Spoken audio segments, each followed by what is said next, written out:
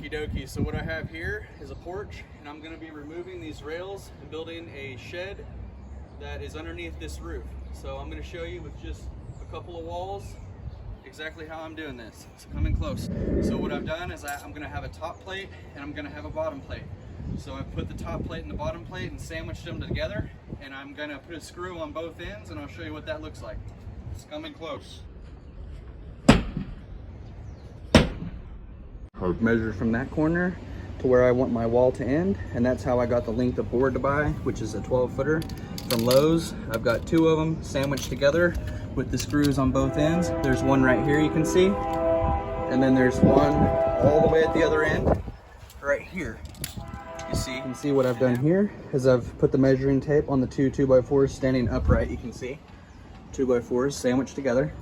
And all I've done is made sure they're equal, like they're level and they're smooth on both ends, this end and that end, because your wall is gonna be off if your boards aren't equal down there. So now I'm gonna do 2-foot centers instead of 16-inch centers, because this is just a little porch. It's not gonna be holding that much weight. So, but keep that in mind. If you're gonna be holding weight, you're gonna wanna do 16-inch centers. But here is the 2-foot, so I put a little mark. And then all the way down, we're gonna do 2 foot. Oh, there's the 6 foot, the 4 foot, blah, blah, blah, blah, blah. Every 2 feet, we're gonna make a mark. And I make this little point right here, like that. So you know exactly at the point is the 2 foot. So, and then I'm gonna put a speed square over that once I remove the tape and got all my marks. And I'm gonna make sure I got a straight line. And that'll be my centers, 2-foot centers. So that way, whenever I'm putting siding and things, everything's still lined out. So anyway, I'll show you what I do next.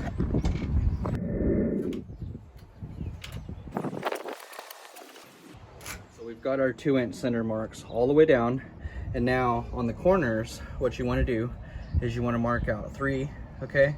So there's gonna be 3 2x4s. How did I measure that? Well, I just took 3 little scrap blocks from those right there, and I set them on there, and then I made a mark, removed one, or added one, made a mark, and then blah, blah, blah. So I made all 3 marks just like that, got my measurements for these, and this is gonna be my corner.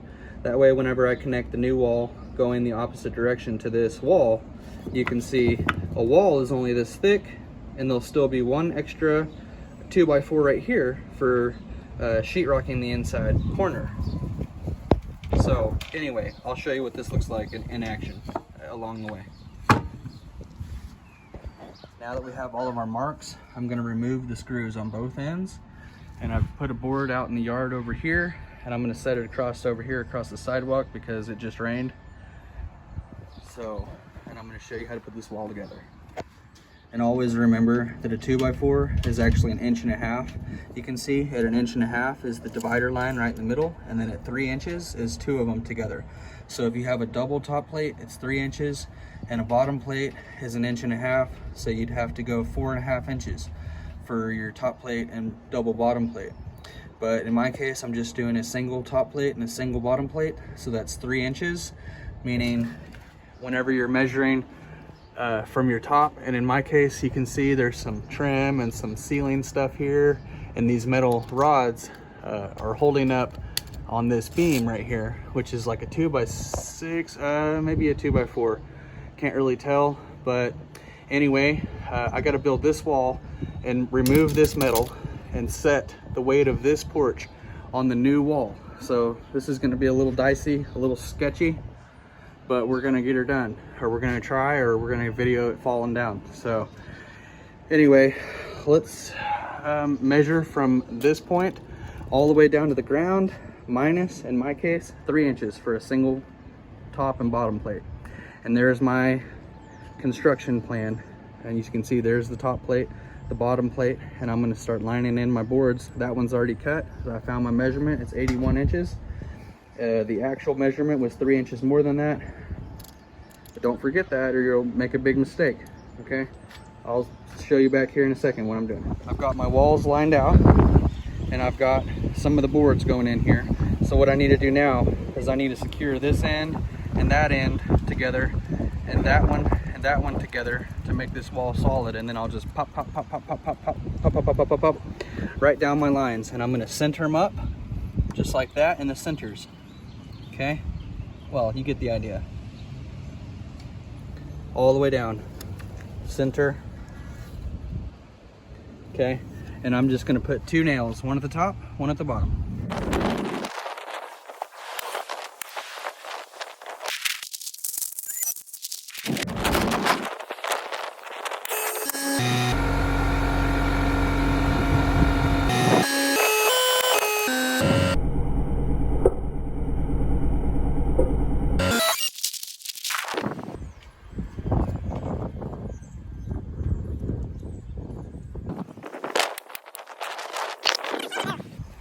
Okay, all I did was use a block of wood on this end to get that middle board in there to make sure that the spacing's right. So whenever I go to put that spacer in there, which I'm probably going to put one at the bottom, one at the top, and just one in the middle, just some scraps to keep that spacing tight.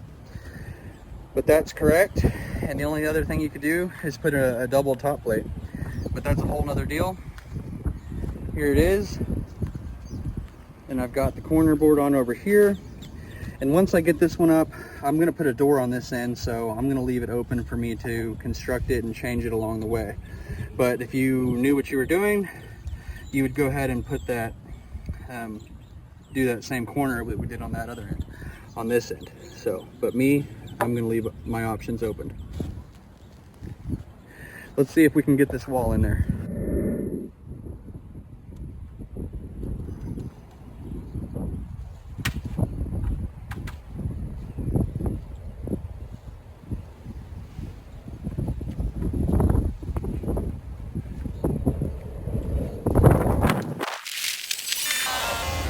You can see now this wall is in place. I've got it up here on the porch, and all we're going to be doing is taking the place of that metal piece and this metal piece and that metal piece. I'm going to be removing all those metal pieces, which is supporting all the weight of this half of the porch.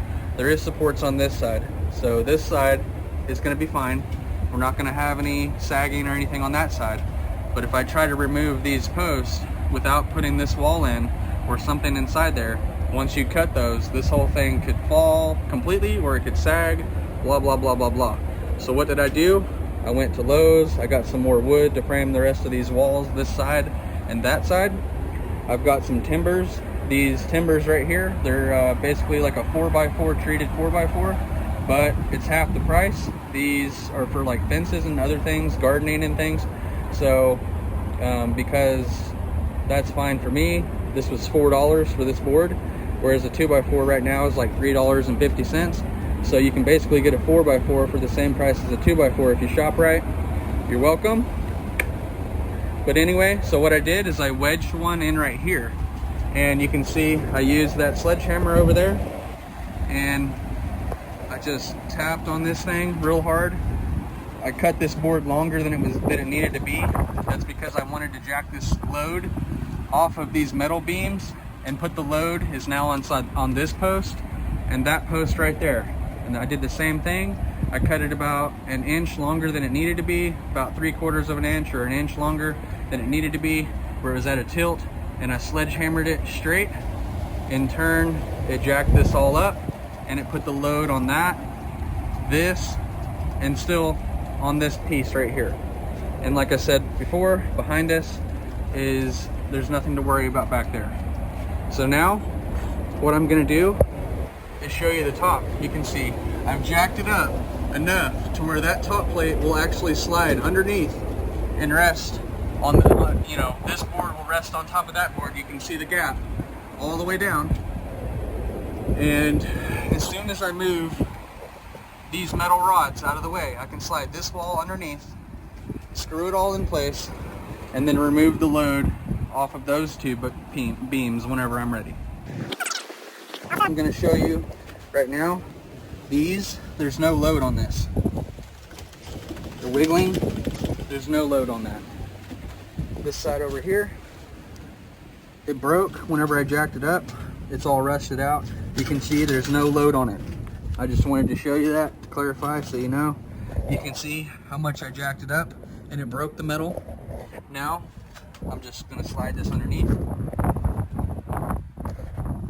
I'm going to show you how I cut that metal off. All I'm doing is taking a sawzall with a metal blade, and I'm cutting right against the wood in the metal at the top, separating it because I'm cutting the screws that are binding these two together.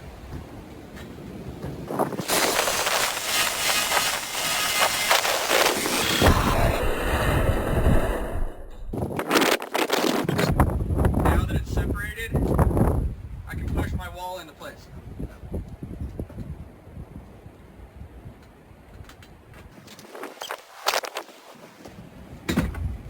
Okay, because the load is on this post right here, and this wall is short enough to fit under there, but keep in mind we jacked it up. So once I take out this post, that'll rest down and the load will be on this then, you see. And this right here is the metal. I've cut it out and you can see there's no load on it. Now that there's no load on that, all I'm doing is sliding this underneath as safety. If it does fall, it'll fall on the wall now. See? Now all I gotta do is cut out this bottom just the same way because everything's rusted out. I'm gonna cut this bottom off the same, sledgehammer it, cut it out, do whatever I gotta do to get it flat, and tap in those nails. And then I'm gonna slide my bottom plate over into position.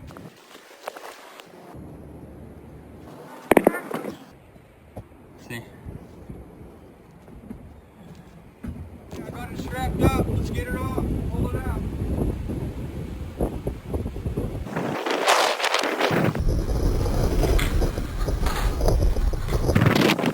There's all that old metal now, and I also removed not only this post and that middle post and all the railing, but after removing that last piece that we drove off, I removed this corner, and all I did is this wall, I put this wall in place and it was sitting about right here.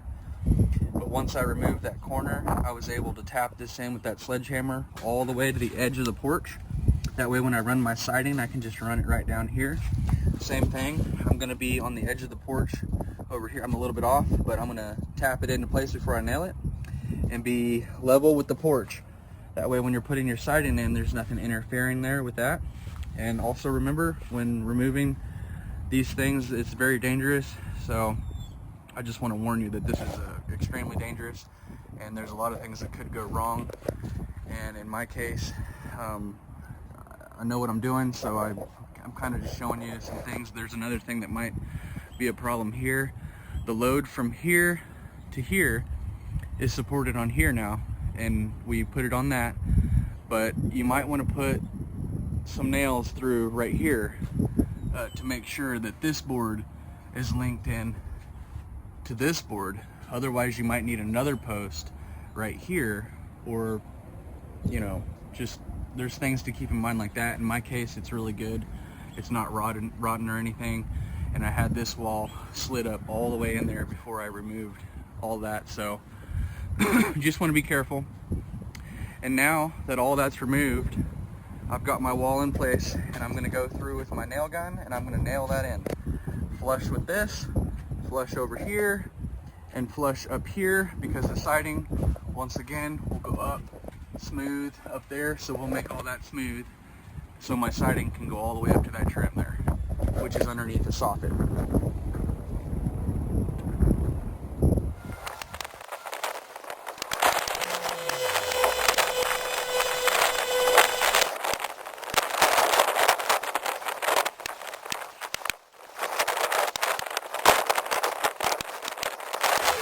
This wall is secured here and here, and the siding will go smooth and easy on this.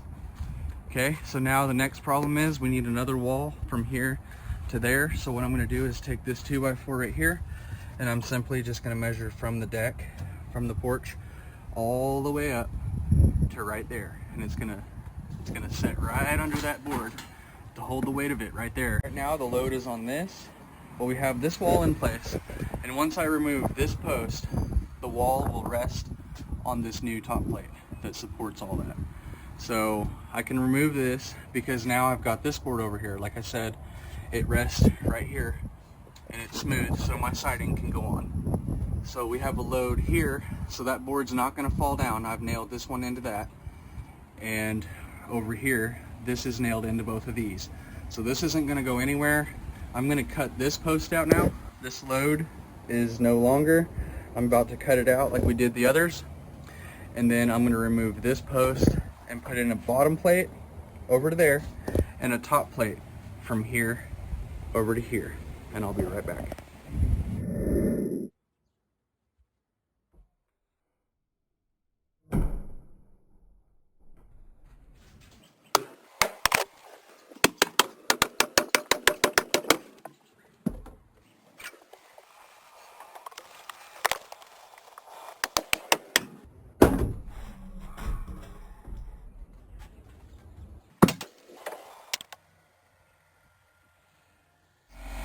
If you've been watching along, I just had everything delivered. My sheetrock, my plywood, my siding, my door, my window for the front.